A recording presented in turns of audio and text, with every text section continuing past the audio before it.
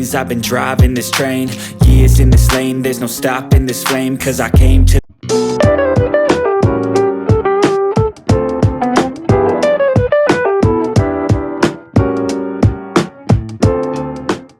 for Larry. I'm a brother to the queen, to Naomi. So I will say this because I've been reading comments online, and a lot of people were of the opinion that there was no proper planning. That's this program, and that was why this incident happened. Now I want to say one thing. She started with crusade, so she's not a novice in this business of organizing events.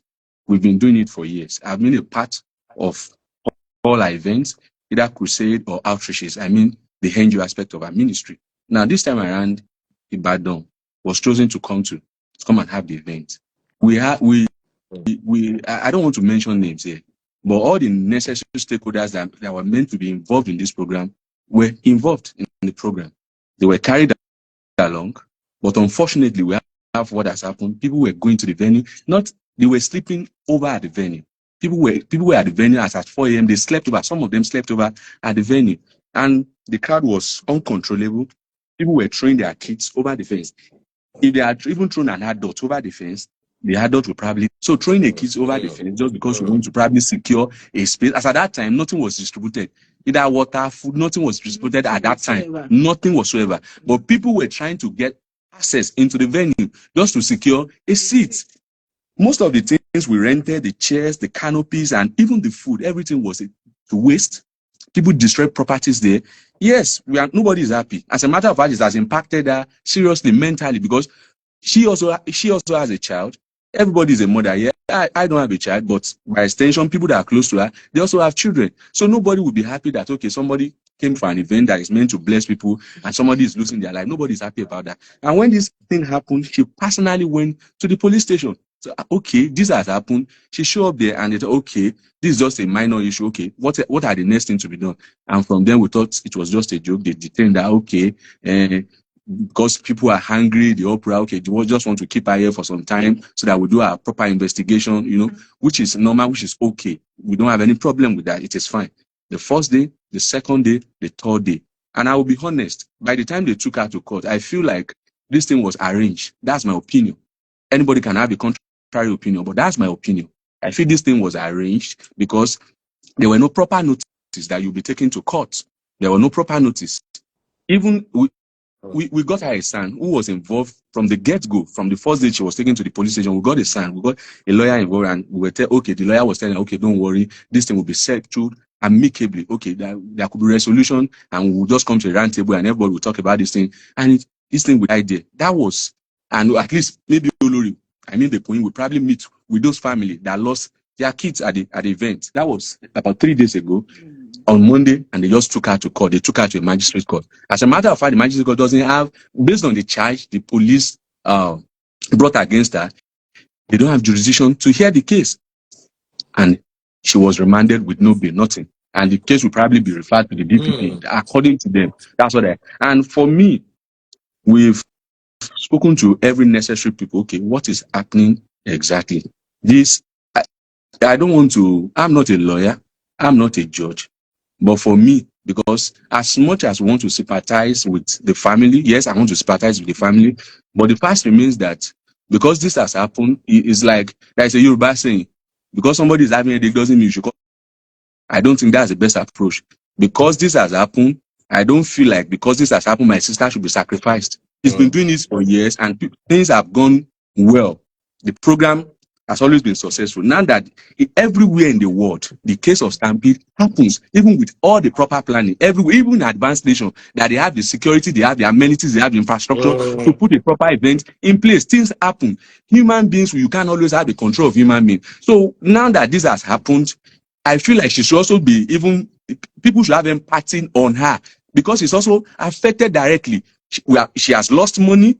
She has lost credibility about all these issues because people are feeling like, okay, because you didn't plan the program, well, that's why we are not happy. Nobody is happy. This is Christmas. Everybody should be in their houses marrying. And that was why most of this program, when it comes to end of the year, what battered this event, this funfair was that Olori said, call the whole family and people who are part of the NGO that, okay, I know that there is a lot of of families that went during Christmas. We also grew up from a very humble background. We were not born with silver spoon. And we know how it is from average homes that during Christmas, children always want to have new clothes, eat chicken, have rice. It's not like that for at that point. It's not like that for every family. Not every family can afford to take their children to parks and all of those places and see beautiful things. So he said, okay, every Christmas, she will buy new clothes from China. She'll buy clothes, take it to motherless. She'll buy food, buy a lot of things, buy school bags. Okay, let's go to places where they are vulnerable. And she'll go and distribute this thing, give them, bring in a musician, DJ, bring in all these bouncing castle so that kids can be happy. We have videos to this effect that the events she has, something of this nature that she has organized in different cities and towns, and everything has went well, like successful, no issue of casualty, just a single casualty. She's been doing it. Now that this has happened, I think Nigerians should also think about the ones she has done in the past, and that's never been an issue.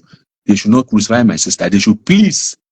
Olori, she's an easygoing lady, very easygoing. She minds her business. She's a very fragile person. They should not allow my sister. It's very, very important. Her health is very, very important. She's sick of person. Very, very. I don't know if you have met her in person before. Olori is a very. Let me use this word. Maybe I will use this word. People can relate with it. She's a very soft girl. She doesn't like wala. She's a very soft person. They should please, the Nigerians should please advocate for my sister. They should release her. They should let her be. If there's a way we can even meet with the family, there's always a middle ground too. According to the charge, I think it's online. One of it is accelerated negligence. I think why they brought in the second person was that Olori actually went to his radio station. He has a radio station here.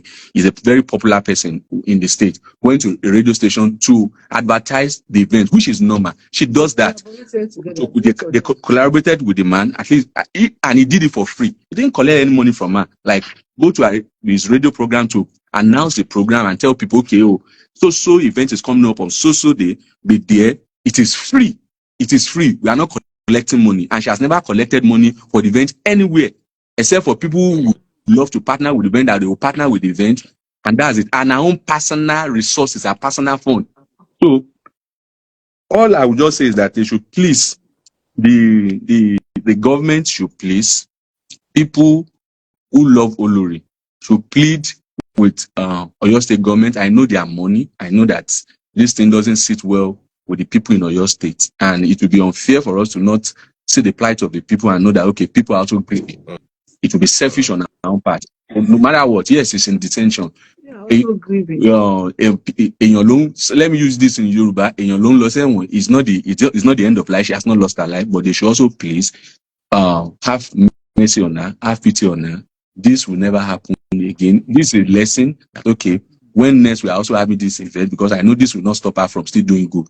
We'll put in more security measures in place and probably plan better. We never plan to fail, but there's always an human error. There's always things that nobody foresees. We are not God. Even God himself, we are not God. I will just put it that way. So please, they should help us plead with the government, Governor Seyi Makinde, the Oyo State government, those who are relevant authorities here who are in charge of the state should please pardon Olori. They should forgive her and let this thing go slide. At least meet with the family, sympathize with them. And if there's anything, we can also contribute to support those families who have lost their children.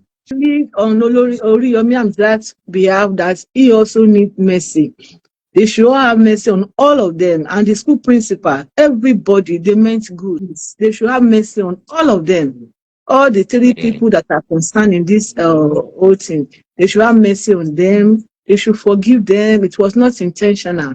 Arranged it to my own domain. Yeah, I got what it takes. Made lots of mistakes, taking shots, skipping breaks, feeling lost, feeling great, popping off, singing straight, never stopped, never changed. All the squad here to play, and I've got something to say. Yeah, I work hard each and every day. I get lost in the words I say. I don't push